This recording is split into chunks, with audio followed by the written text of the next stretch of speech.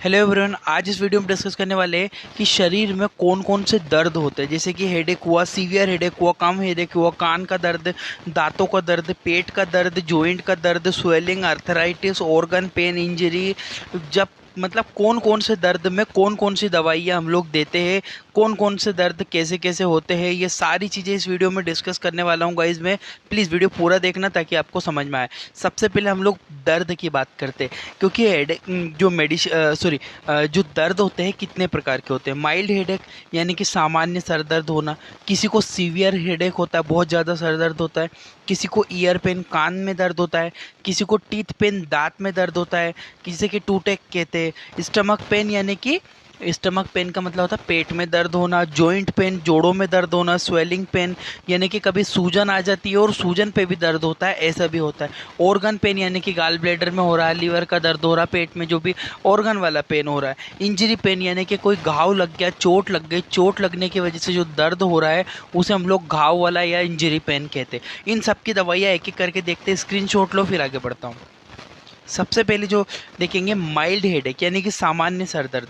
देखो, सामान्य सर दर्द नॉर्मल भी हो सकता है और टेंशन वगैरह जो लेते हैं ना, यहाँ पे बीच में नाक के यहाँ पे दर्द रहता है, इस वाले हिस्से में दर्द रहता है, तो ये कभी कभी टेंशन की वजह से दर्द हो सकता है। नॉर्मल जो कोई टेंशन ले लेता है, चिंता करता है किसी विषय में, तो हेडेक हो सकता है। माइल्ड हेडेक यानी कि सामान्य सर दर्द में दवाई कौन सी देते हैं, वो होती है गाइज एस्प्रिन। एस्प्रिन यह टेबलेट सामान्यतः सर दर्द में, सामान्य सर दर्द में दी जाती है, इस्तेमाल की जाती है। एस्पिरिन के नाम से मार्केट में मिल जाएगी, एक्स्ट्रा स्ट्रेंथ, ठीक है। ये एस्ट्रिन एस्प्रिन जो होती है बहुत इंपॉर्टेंट टेबलेट होती है गाइज, और ये मेडिसिन स्पेसिफिक होती है। माइल्ड हेडेक कम सर दर्द, इसमें जो होता है एसिटोसैलिसिलिक एसिड होता है, ये बहुत इंपॉर्टेंट है माइल्ड हेडेक को ठीक करने के लिए। डोज जो रहता है गाइज, वैसे तो पेशेंट के ऊपर डिपेंड करता है कितना क्या प्रॉब्लम हो, बाकी 500 mg ओडी दिन में एक बार इस टेबलेट को दे सकते हैं, और यदि आवश्यकता लगे तो शाम को फिर से 12 घंटे के बाद इस टेबलेट को हम लोग रिपीट कर सकते हैं पेशेंट को। ठीक है, आई होप कि आपको ये चीज़ समझ में आई होगी। अब आता है इसके साइड इफ़ेक्ट्स के बारे में, यानी कि क्या क्या दुष्प्रभाव, क्या क्या साइड इफ़ेक्ट इसमें देखने को मिलेंगे। साइड इफ़ेक्ट जो सिंपली देखने को मिलेंगे आपको, जैसे कि नोजिया, जी मचलाना, वोमिटिंग, उल्टियाँ हो जाना, ब्लीडिंग, रक्त का बहाव होना, और हार्ट बर्न, छाती में जलन होना। ऐसे साइड इफ़ेक्ट, ऐसे दुष्प्रभाव आपको इसमें देखने को मिल जाएंगे। ठीक है, तो याद रखिएगा ये टेबलेट जो होती है सामान्यतः सर दर्द में इस्तेमाल की जाए। 500 mg ओडी दिन में एक बार टेबलेट देते हैं, एस्प्रिन के नाम से मार्केट में मिल जाती है। स्क्रीनशॉट ले लो, फिर आगे बढ़ता हूँ। नेक्स्ट मेडिसिन आती है ब्रूफेन। जो होती, देखो ये भी माइल्ड हेडेक में, ये भी, अब ये दवाई भी सामान्य सर दर्द में, जो ब्रूफेन होती है ये भी हम सामान्य सर दर्द में इस्तेमाल कर सकते हैं। डोज कितना, 600 mg की गोली ओडी दिन में एक बार ये दवाई को दी जाती है। ठीक है, इसमें साइड इफेक्ट भी होते हैं, नोजिया, जैसे कि नोजिया होना, जैसे कि इसमें आइब्यूप्रोफेन पाया जाता है, ब्रूफेन के नाम से तो मार्केट में मिलती है, बहुत फेमस ब्रांड है, और आइब्यू प्रोफेन इसके अंदर कंपोजिशन पाया जाता है। जैसे कि nausea, vomiting, dizziness, heart burn, ऐसी समस्याएं आपको इस मेडिसिन से देखने को मिल सकती है। कभी कभी हुआ तो जिसका सिम्टोमेटिक ट्रीटमेंट भी किया जा सकता है। बाकी ब्रूफेन टेबलेट इतना साइड इफेक्ट शो नहीं करती है हर किसी को, ठीक है, रेयर में देखने को मिलेगा। स्क्रीनशॉट ले लो, फिर आगे बढ़ता हूँ। नेक्स्ट आता है ब्रूफेन के बाद, जो ब्रूफेन हमने पढ़ी, सॉरी यहाँ पे थोड़ा सा मिस्टेक हुआ है, ब्रूफेन काट दो, ठीक है। नेक्स्ट जो टेबलेट आता है हमारे एसिटामिनोफेन। एसिटामिनोफेन जो टेबलेट होती है, ये भी माइल्ड हेडेक, ये टेबलेट भी सामान्य सर दर्द, किसी व्यक्ति को थोड़ा बहुत सर दर्द हो तब एसिटामिनोफेन टेबलेट दिया जा सकता है। ठीक है, एसिटामिनोफेन टेबलेट दिया जा सकता है। 650 mg की गोली होती है, ओडी दिन में मरीज को एक ही बार ये दवाई को दिया जाता है। इससे कुछ साइड इफेक्ट हो सकते हैं, जैसे कि नोजिया, जी मचलाना, वोमिटिंग, उल्टियाँ होना मरीज को, डिजीनेस यानी कि मरीज को चक्कर वगैरह आना, हार्ट बर्न, छाती में अत्यधिक उसको जलन रहना। इस तरह की समस्या आपको देखने को मिल सकती है। साइड इफेक्ट रेयर होते हैं, ज़्यादा देखने को नहीं मिलते। एसिटामिनोफेन टेबलेट होती है, इंपॉर्टेंट कंपोजिशन है, माइल्ड हेडेक में यूज़ करते हैं। स्क्रीनशॉट ले लो।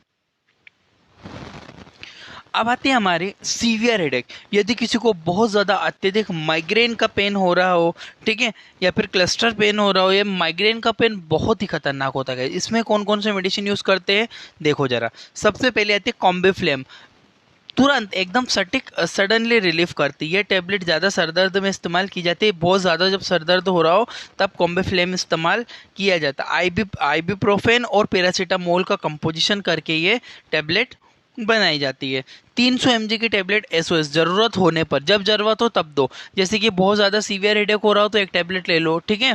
अगर रात में भी फिर से सीवियर हेडेक हो रहा हो तो फिर टैबलेट ले लो, ठीक है।